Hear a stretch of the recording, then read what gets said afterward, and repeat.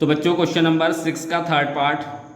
आपको पता होगा क्वेश्चन में उसने पूछा था कि चतुर्भुज के प्रकार बताओ। ठीक है, तो हमें थर्ड पार्ट करना है। आपको वही चार बिंदु दे रखे हैं उसके, ये ए हो गया, ये बी हो गया, ये सी हो गया और ये डी हो गया। तो आपको चारों पॉइंट निकालने हैं, A B B C C D और डी ए या ए डी, और उसके बाद उनके विकर्ण और निकालने हैं। ठीक है, उसके बाद आपको देखना है कि ये इसके चतुर्भुज कैसा होगा। तो जैसा अभी हमने पहले दो पार्ट में करा बिल्कुल वैसे ही करना है हमें, तो उसको कंटिन्यू करते हैं हम। तो बच्चों चार बिंदु दे रखे हैं, तो सबसे पहले हमें ए बी के बीच की दूरी निकालनी है। तो फॉर्मूला आपको पता ही है, क्या होता है फॉर्मूला, x2 माइनस x1 का whole square plus y2 minus y1 का होल स्क्वायर, और ये किसके अंदर होता है बच्चों, अंडर रूट में। ठीक है, अब आपके पास हम ए बी निकालने हैं, तो ये x2 और ये y2 है, और ये x1 और y1 है। ठीक है, तो अब हमारे पास x2 कितना है, 7 है, और x1 कितना है, 4 है, इसका स्क्वायर। फिर y2 कितना है आपके पास, 6 है, और y1 कितना है, 5 है, इसका स्क्वायर, और ये किस में आएगा, अंडर रूट में। अब आप 7 में से 4 घटाएंगे तो कितना आएगा बच्चों आपके पास, 3। ऐसी 6 में से आप 5 घटाएंगे तो कितना आएगा आपके पास, 1। अब आप 3 का स्क्वायर कितना होगा बच्चों, 9, और 1 का स्क्वायर 1 ही हो गया अंडर रूट के अंदर। अब 9 और 1 कितना हो जाता है बच्चों, अंडर रूट में 10। ये हम यहीं पे छोड़ देंगे।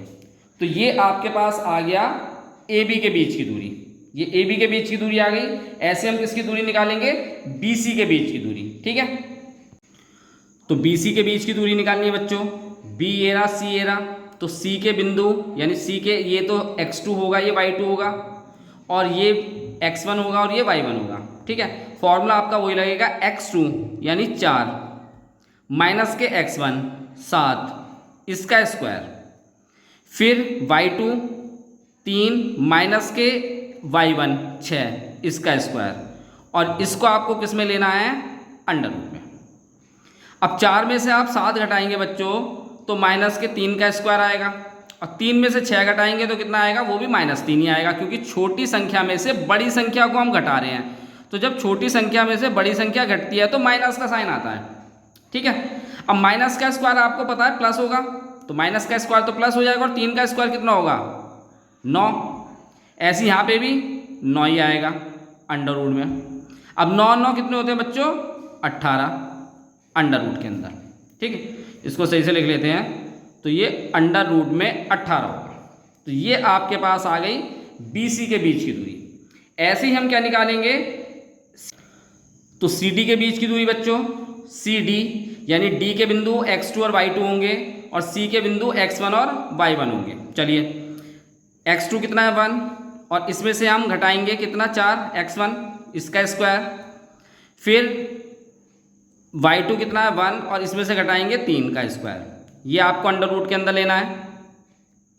अब 1 में से अगर आप 4 घटाएंगे बच्चों तो कितना आएगा, माइनस के 3 का स्क्वायर, और 2 में से 3 घटाएंगे कितना आएगा, माइनस के 1 का स्क्वायर। ठीक है, माइनस का ही मैंने बताया आपको, माइनस का स्क्वायर प्लस होता है, तो 3 का स्क्वायर कितना होगा बच्चों, अंडर रूट में 9 यानी 9, और 1 का स्क्वायर कितना होगा, 1। 9 और 1 कितना होता है बच्चों, 10 का अंडर रूट। ये आ गया आपके सी डी के बीच की दूरी। ठीक है, अब एक दूरी और निकालेंगे किसकी, ए डी के बीच की दूरी। ठीक है, या डी ए के बीच की दूरी, दोनों में से कुछ भी निकाल सकते हैं आप। तो डी ए के बीच की दूरी निकालनी है या ए डी के बीच की दूरी, डी ए की निकालेंगे तो ये x2 और y2 होंगे। ठीक है, और ये x1 y1 होंगे। और अगर ए डी के बीच की दूरी निकालेंगे तो ये x2 y2 होगा और ये x1 y1 होगा। फर्क कुछ नहीं पड़ना, क्योंकि माइनस का स्क्वायर प्लस ही होना है। अगर माइनस में वैल्यू आ जाती है तो प्लस ही हो जाना उसका, तो उसका बच्चों कोई फर्क पड़ने वाला नहीं है। ठीक है, तो फिलहाल हम करते क्या है, अगर हम डी ए के बीच की दूरी निकालने हैं तो आपके पास x2 कितना है, 4 है,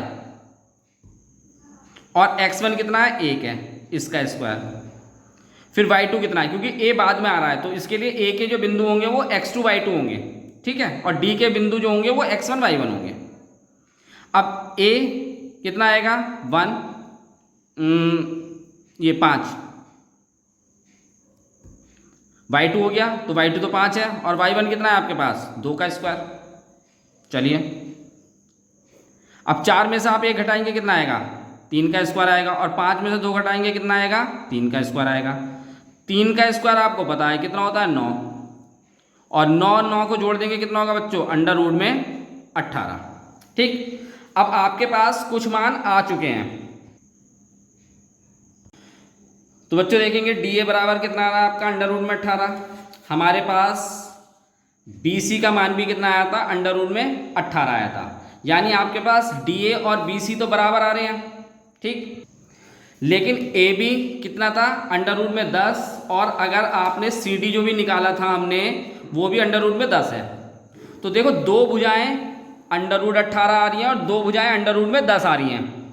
ठीक है, तो अब हम क्या करते हैं ए सी और यानी इसका जो विकर्ण और निकाल लेते हैं। तो विकर्ण आपको पता ही होगा, हमने पीछे भी बताया है आपको, अगर ये ए है, ये बी है, ये सी है, डी है, तो विकर्ण कैसे होता है ये, तो ए सी निकालना है आपको और बी डी और निकालना है। तो इन्हें और निकाल के देख लेते हैं कि इनका मान क्या आएगा। तो ए सी के बीच की दूरी निकालेंगे हम, विकर्ण है ए सी, तो ए ये रहा सी ये रहा, तो आपके पास x2 कितना होगा 4, 4 यानी कि मैंने बताया था सी के बिंदु या बाद वाली के बिंदु 2 में आते हैं, और पहली वाली के बिंदु यानी ए के बिंदु कितने होंगे आपके 1 वाले होंगे। तो ये तो x2 y2 होगा और ये x1 y1 होगा। तो x2 में से आप माइनस करेंगे x1, तो ये भी 4 है वो भी 4 है, इसका स्क्वायर, फिर ये कितना है y2 3, और उसमें से माइनस करेंगे आप y1 5, और इसका अंडर रूट। अब 4 में से आप 4 घटाएंगे कितना आएगा बच्चों 0, और 3 में से 5 घटाएंगे कितना आएगा माइनस के 2 का स्क्वायर। ठीक, 0 तो खत्म हो गया, माइनस का स्क्वायर आपको पता है प्लस होता है, तो कितना आएगा अंडर रूट में 4, और 4 का अंडर रूट कितना होता है बच्चों 2। तो ये आपके पास विकर्ण ए सी आ गया। ठीक, अब आप बी डी विकर्ण और निकाल लेते हैं इसका। तो बी डी के बीच की दूरी और निकालनी है, तो बी ए रहा डी ए रहा, ये x2 y2 है और ये x1 y1 है। तो 1 में से माइनस करेंगे 7 इसका स्क्वायर, और 2 में से माइनस करेंगे 6 का स्क्वायर। ठीक है, x2 माइनस x1 और y2 माइनस y1। 1 में से आप 7 माइनस करेंगे तो माइनस के 6 का स्क्वायर आएगा, और 2 में से 6 माइनस करेंगे बच्चों तो माइनस के 4 का स्क्वायर आएगा। ठीक है, माइनस का स्क्वायर प्लस होता है, 6 का स्क्वायर कितना हो गया 36, और 4 का स्क्वायर कितना हो जाएगा आपके पास 16 अंडर रूट में। 36 और 16 इन्हें अगर आप जोड़ लेंगे तो ये कितना आएगा आपके पास अंडर रूट में 52। ये आ गया आपके पास बी डी। ठीक है बच्चों, बी डी है ये। ठीक, तो आपके पास ए सी आया था 2 और बी डी आया अंडर रूट में 52। तो ए सी बराबर नहीं है बी डी के। ठीक है, और बच्चों क्या था कि ए बी का मान वो आ रहा था सी डी के बराबर, और बी सी का मान वो आ रहा था आपका डी ए के बराबर। ठीक है, तो अब हमें लिखना क्या है, ए बी सी डी के सम्मुख भुजाएं समान हैं, दो भुजाएं आमने सामने के बराबर आ रही हैं, लेकिन उनके विकर्ण समान नहीं है, ये दोनों विकर्ण बराबर नहीं आ रहे। तो अतः ए बी सी डी एक समांतर चतुर्भुज है। ये आपका क्वेश्चन कंप्लीट हो गया। अगले पार्ट की तरफ चलते हैं। बच्चों वीडियो को लाइक सब्सक्राइब जरूर कीजिए, जिससे कि आपको आगे के क्वेश्चनों की नोटिफिकेशंस भी मिल सके। ठीक है, अगले क्वेश्चन की तरफ चलते हैं हम।